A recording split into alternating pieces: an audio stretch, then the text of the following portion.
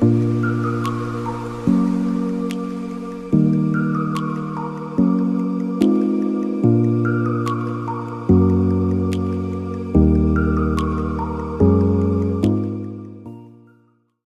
guys, lots of people ask me the question, what can I do to be a good Kassadin player? I made this video to address that question. Today, I'm going to give you some tips and tricks that I use to successfully climb in solo queue as a Kassadin player. I'm hoping that after this video people will be able to use these techniques to improve their gameplay. One of the most important tips to succeeding on Kassadin is having a good rune page. Currently, right now for runes, I start with Precision as my main branch. Then I take Fleet Footwork, Triumph,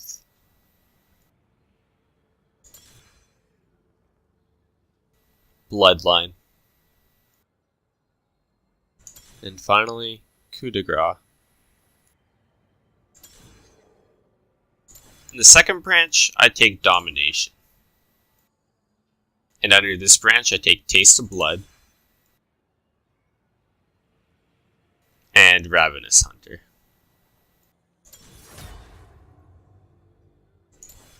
Finally, I take Flex, and Scaling Health.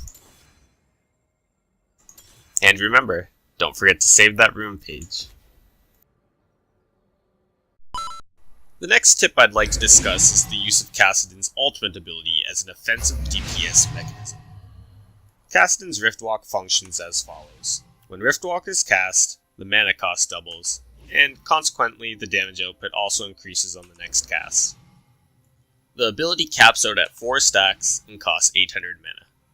The biggest issue I see if players trying to pick up Kassadin, or even veterans of Kassadin, is that many players are afraid to use Kassadin's maximum stacked Riftwalk. But as a Kassadin one-trick pony, I use the 800 mana Riftwalk as an offensive all the time. To justify my point, let me show you a clip of just how much area of effect damage a max stacked Riftwalk can do, and why it synergizes so well with my next tip. Shut down. Red team double kill. Blue team double kill.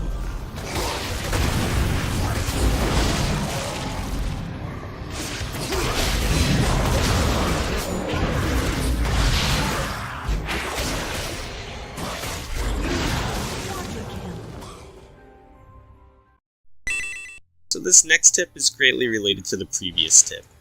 This tip involves using Kassadin's W effectively. Kassadin's W restores missing mana when hitting a target, and even more if that target is an enemy champion. At max rank, Kassadin's W restores 40% of Kassadin's missing mana.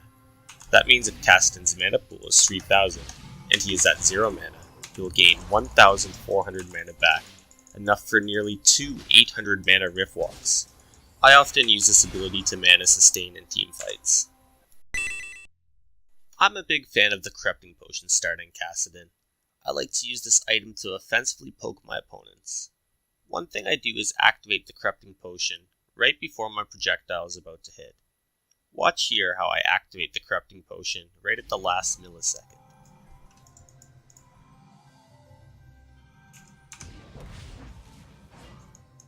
As you can see, doing this allows you to get in more DPS by hitting the opponent with more auto attacks and abilities before the Corrupting Potion expires.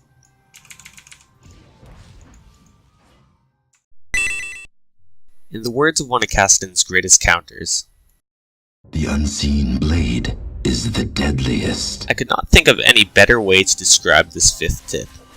Hiding in the fog of war can be used to make enemies believe they're in a favorable situation. You can then use your Riftwalk to come out of the fog of war and reveal a deadly ambush.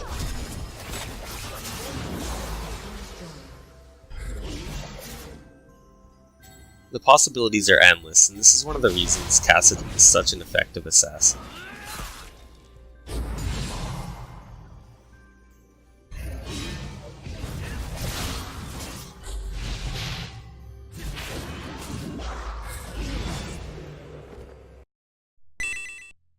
I consider this tip to be the most important tip. Many people wonder how they can stay in lane as Kassadin without missing out on so much CS and being completely destroyed in the lane.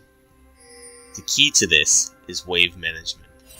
I'm going to illustrate how this is done in a lane where I'm playing Kassadin versus Neeko.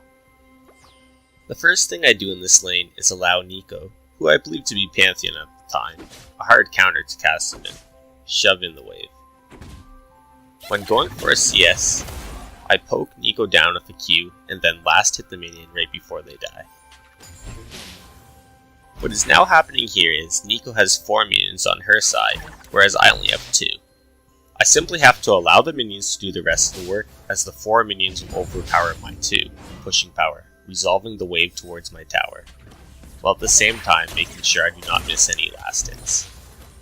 The wave is now closer to my tower, making Kassadin less susceptible to ganks, which is perhaps Kassadin's greatest weakness before he gains his key mobility from his level 6 power spike. Getting close to the gold I need for my first back, I decided to use my abilities and auto attacks to shove up the wave. This creates a surplus of my minions with respect to Neeko's minions, allowing my wave to end up closer to Neeko's tower.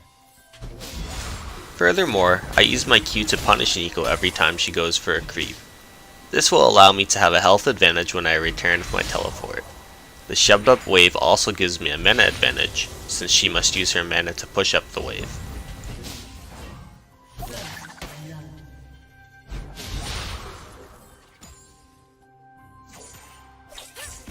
As I rinse and repeat this method, the minions begin to build up.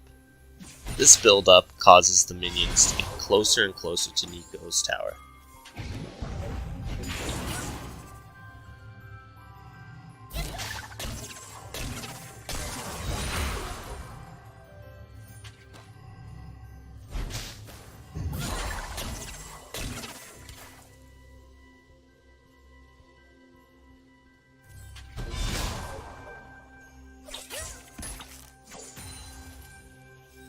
The minions are now near Neeko's tower, and I use this opportunity to recall, buy, and teleport back to lane.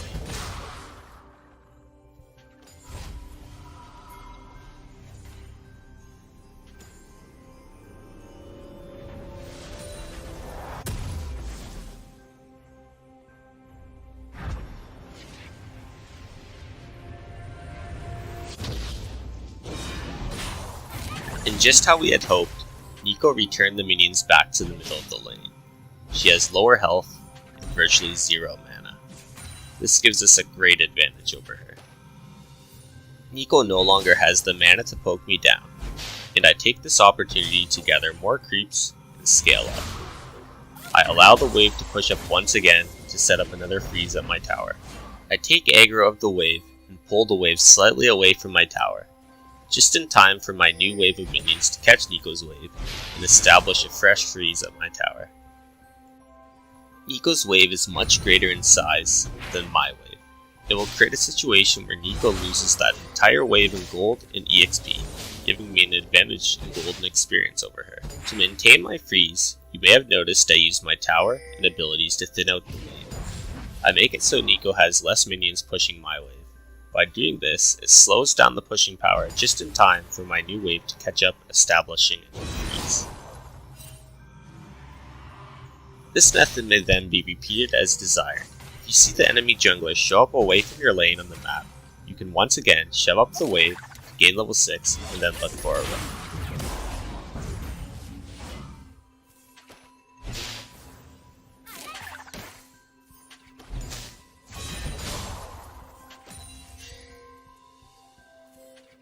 I hope people were able to learn a thing or two from this video. If you'd like to see more of this content, don't forget to comment about it below, and to like the video, subscribe, and ring that bell notification. Thank you very much for watching. Emperor of Void, signing out. And remember, you are null and void.